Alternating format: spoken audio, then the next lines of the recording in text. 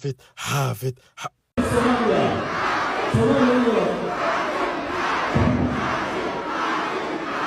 sababta ku kaliftay inuu live soo galo dhahana aniga barankii iga ahayd fiyuusa raadsanayay sababta ku kaliftay iyo waxa keenay iyo waxa soo dadajiyay asigoon diyaar u ahayn videogana ku daawanaysa si toos indhaha kala fur daawo